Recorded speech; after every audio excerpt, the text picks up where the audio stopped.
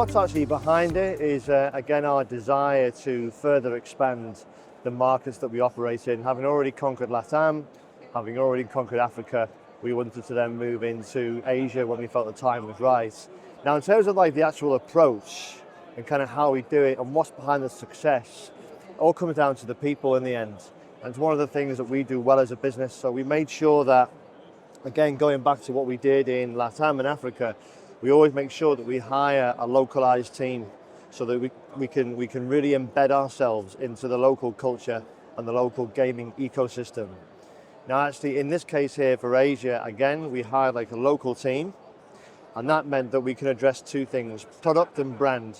So on the branding side of things, we've actually changed our brand now into a sort of Mandarin version of it. Okay, to really make sure that we're taken to be a local provider and not just a Western European brand trying to go into the market. And again, it's just one of the mistakes that a lot of different B2Cs and B2Bs make, is they try to expand internationally, but either they're not willing or they're not able to adapt, whereas we are, right?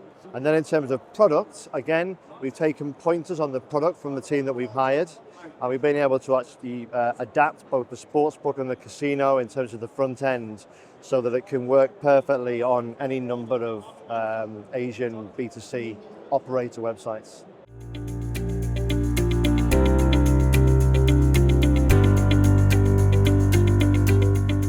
So that is stuff like, for example, like the UX of the sportsbook.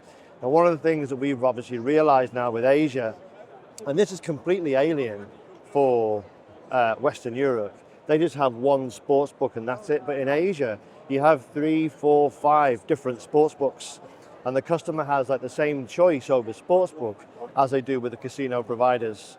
So what we've done is made sure that our sportsbook layout, again, it fits like the operator model, but in terms of UX, we've almost had to do like a reverse engineering.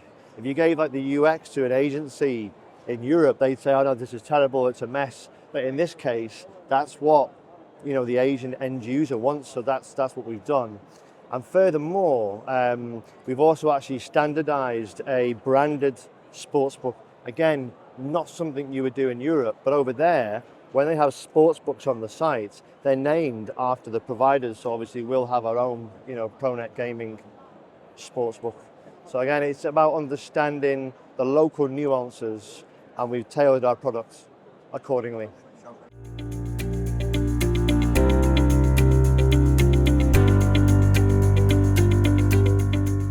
Well, if it's operators that you mean, then of course, the more operators we have on the platform, then the more volume we drive, the more GGR we take, and that's obviously better for us as a business, financially.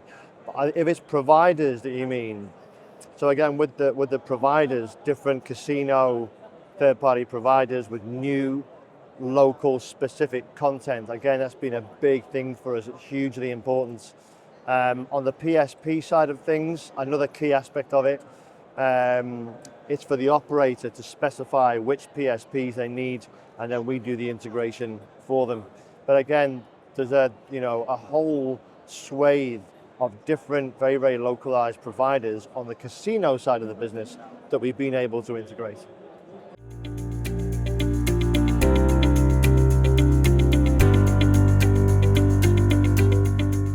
I mean, iGB, honestly, it's not really a show where we will showcase like a new product.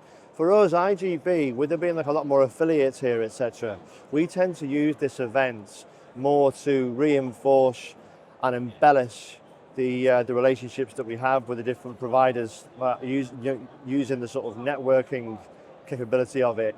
For launching new products, that tends to be more for Clarion's other show, ICE, obviously in Barcelona, of which the first edition last year was excellent, and we will be there again in force. We'll be showcasing some new products specifically for the Indian, Sri Lankan and Bangladeshi markets, which I'm really excited about.